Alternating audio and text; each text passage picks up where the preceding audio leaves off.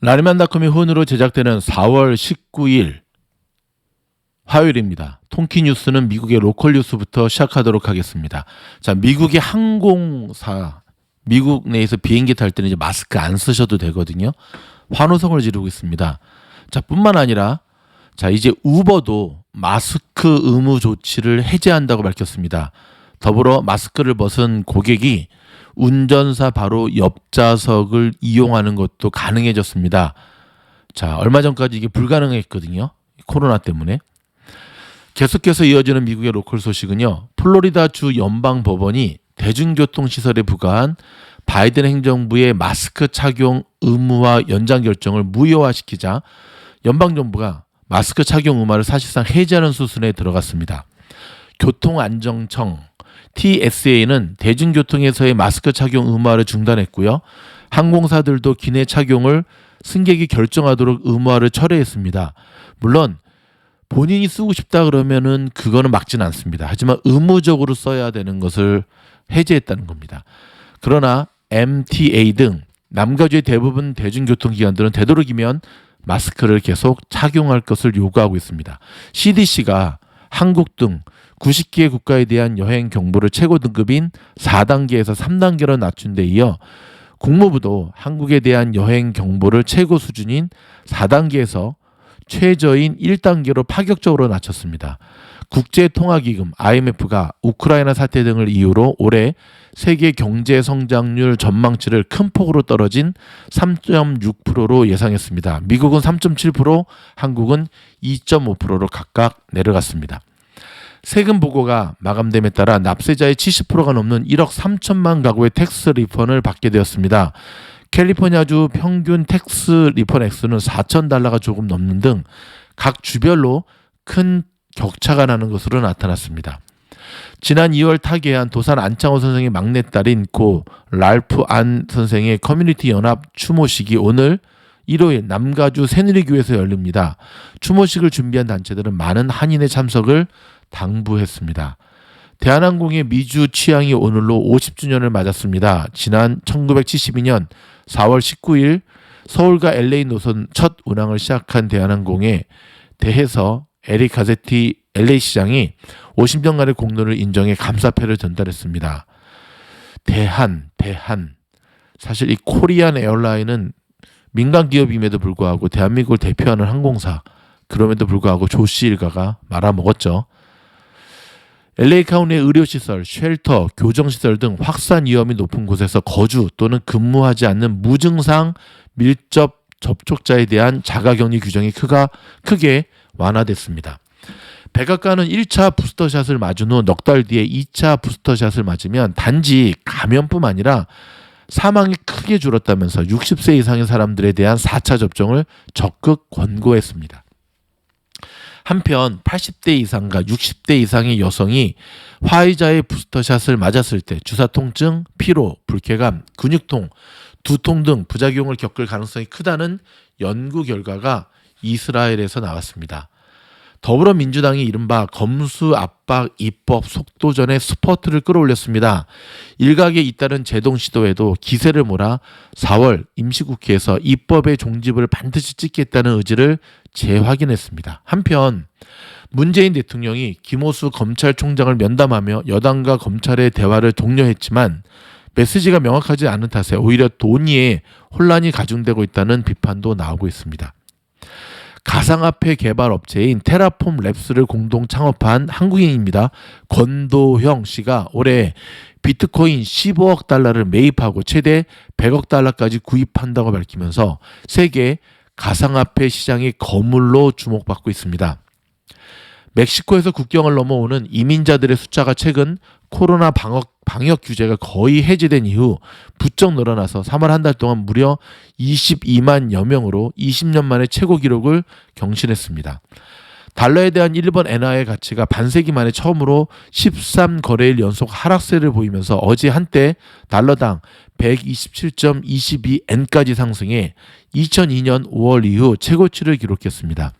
중국이 아시아 태평양 지역의 지정학적 요충지이자 호주와 밀접한 솔로몬 제도의 군사기지를 건설하기 위한 움직임을 보이자 미국이 다급하게 고위급 대표단을 파견하면서 가로막고 나섰습니다. 여러분 잠시 전하는 광고 말씀 듣고 돌아와서 오늘 주식시장 또 밀접한 관계가 있는 뉴스 요즘 전해드리겠습니다. 주식시장 참 재미없죠. 재미는커녕 매일 스트레스의 연속이죠. 롤러코스터 장세가 계속 이어지고 있고 호재는커녕 악재만이 산적해 있는 듯 보입니다. 여러분 공부하는 자만이 살아남는 시장이 계속 이어지고 있습니다. 미즈놀 클래스에 오셔서 한번 체험해보지 않으시렵니까? 화면에 보시는 대로 오픈 영상은 누구나 보실 수 있는 통계 뉴스와 책 읽어주는 미즈놀, 멤버십은 매일 2-3편씩의 영상이 업로드 되면서 미즈놀이 그토록 강조하는 큰 그림을 가지고 추세를 가지고 들어가는 영상이고요. 라사모는 멤버십 가입자에 한해서 한 달 단위로 운영하는 방인데 매월 마지막 주에 모집이 되고 있습니다. A반은 현재 자리가 없네요. 길은 반드시 있습니다. 지금 같은 어려운 장세 이겨낼 수 있습니다. 여러분 미즈놀이 어느덧 3년차가 되어갑니다. 여러분들에게 함께 그 길을 걸어가자 감히 말씀드리고 싶습니다. 여러분들을 초대합니다. 자, 여러분들을 초대합니다. 이어지는 소식은 테슬라와 애플 소식입니다. 중국 당국이 20일 넘게 락다운 중인 상하이에서 중점 기업이라도 먼저 조업을 정성하는 방안을 추진하기 시작했습니다. 테슬라, 애플, 맥북을 주문 생산하는 광다 등이 운영 재개를 시도하고 있는데요. 그러나 계속된 봉쇄 여파로 소수 직원만 겨우 투입이 가능한데다가 공급망 물류마비로 원료와 부품을 조달하기 어려워 당국의 전폭적 지원을 받는 중점 기업들조차 제품 생산을 정상화하는 데까지는 상당한 시일이 걸릴 전망입니다. 상하이시가 지정한 조업 재개 기업 화이트리스트에 이름을 올린 테슬라는 푸둥 신구 링강 지구에 있는 공장을 다시 가동하기 시작한 준비를 진행 중에 있습니다.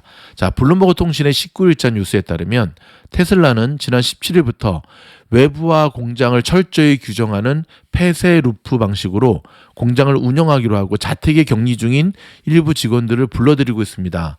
테슬라는 직원들에게 보낸 메모에서 이번에 소집된 근무조가 오는 5월 1일까지 공장 바닥에 깐 매트리스에 잠을 자면서 일하게 된다고 공지했는데요. 테슬라 공장은 정상 운영 때 하루 24시간 3교대로 돌아갔는데 이번에는 24시간 2교대 방식으로 근무하게 됐습니다. 일부 직원들이 공장에 속속 도착하면서 테슬라는 지난 28일 이후 멈춰선 공장을 재가동하는 준비를 진행 중인 것으로 알려졌고요. 곧 생산 라인을 가동할 것으로 알려졌는데 가동에 들어가도 당장은 정상 생산과 거리가 먼 예열 단계에 그칠 전망입니다.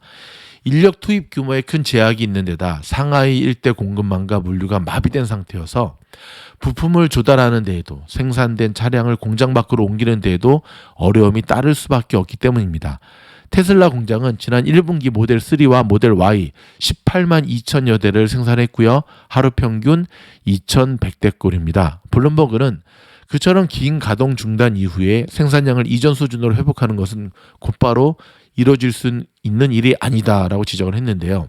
테슬라가 조업을 재개해도 협력 업체들이 동반 정상화되지 않으면 결국 특정 부품 부족 문제로 생산 라인이 다시 멈춰질 수밖에 없기 때문에 그렇습니다. 자, 블룸버그는 정통한 소식통의 말을 인용해 테슬라가 약 2주치 부품만 보유하고 있다면서 여러 부품을 조달하는데 물류가 주된 문제가 되고 있다고 전했습니다. 자, 다음 소식으로는요. 경기 침체 없는 인플레이션 잡기. 이것이 이제 미국 연준이 지향하는 또한 미국의 연준이 목표로 하는 이제 방향성이거든요. 과연 이것이 가능할까요? 자, 미국 연준이 경기 침체를 유발하지 않고서도 고공행진하는 물가를 낮출 수 있다고 자신하지만 과거 사례를 보면 연준의 그런 시도가 성공한 적이 없었다고 미즈놀이 아니라 월스트리트저널이 18일 진단을 했습니다.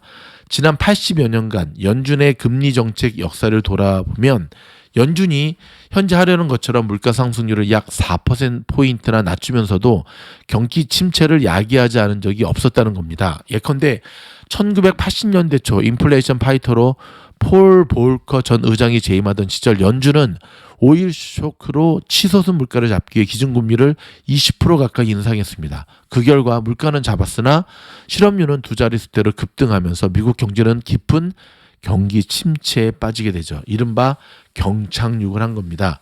연준이 연착륙에 성공한 적이 없지 않았다.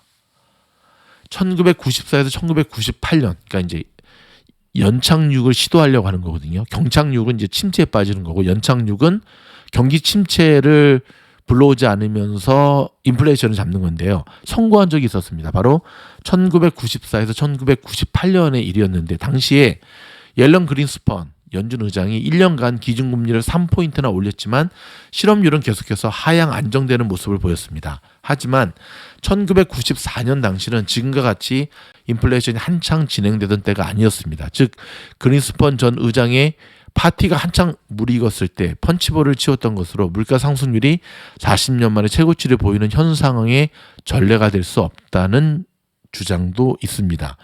연준이 최근 공개한 3월 FOMC 회의록에 따르면 연준은 기준금리를 내년 말까지 2.75%까지 인상할 계획이고요. 이 경우에는 물가 상승률은 2024년까지 지금보다 약 4포인트 떨어져 2%를 살짝 웃도는 수준으로 안정되면서도 경제는 2에서 3%대의 성장률을 보이고 실업률은 4% 미만으로 유지될 것이라고 연준은 기대하고 있습니다. 그러나 옐런 미드 전 연준 정책보좌관은 본인의 의견에 따르면은 그런 시나리오는 그럴듯하지 않다면서 경착륙하지 않고 연준이 이런 일을 할 가능성은 떨어졌다라고 얘기하고 있습니다. 연준이 1년 안에 기준금리를 이같이 극적으로 올릴 것 같지 않으므로 올 12월까지 일단 3%까지 인상하고 인플레이션이 잡히지 않으면 계속 올릴 수 있다는 신호를 보여줘야 한다고 조언을 했습니다. 자, 월스트리트저널은 연준의 연착륙 시도가 성공할지는 연준이 통제할 수 없는 요인에 달려 있다고 지적을 했습니다. 자, 그럼 통제할 수 없는 요인이 무엇일까요? 첫째는 러시아 우크라이나 전쟁의 충격으로부터 에너지의 공급을 회복하는 거고요. 둘째는 미국의 경제활동 참가율 제고를 통한 노동력 부족, 임금 인상 압력에 완화하는 거고요. 셋째는 중국의 코로나 봉쇄 해제에 따른 공급망 변목 현상을 해소하는 거고요. 마지막은 코로나의 완전 종식 등을 꼽았습니다. 한편 연준의 주요 매파로 꼽히는 제임스 볼러드 세인트루이스 연준 총재는 연말까지 기준금리를 3.5%까지 올려야 한다는 주장을 되풀이하면서 한 번에 0.75포인트 인상하는 방안도 고려할 수 있다고 말했습니다. 블룸버그 통신에 따르면 블러드 연 총재는요, 한 행사에 참석해 그린스펀 전 의장이 1994년 기준금리를 0.75포인트 인상했어도 이후 장기간 경기가 호황을 누렸다면서 0.75포인트 인상을 배제하지는 않지만 기본 가정은 아니다라고 얘기를 했습니다. 즉 연준이 금리 인상을 한 번 한 시점에 경기 침체를 논하기에는 이른감이 있지만 미국의 경제가 올해 그리고 내년 장기 추세를 웃도는 견실한 경제 성장률을 보이면서 실업률은 3% 미만으로 떨어질 것으로 전망한다고 밝혔습니다. 일단 미주놀의 입장은 저는 쉽지는 않지만 포기하지 않는다면 가능할 것으로 보고 있습니다. 바이든은 믿지 않지만 해리스는 믿지 않지만 자넷 옐런 장관에 대한 믿음이 있기 때문에 그렇습니다.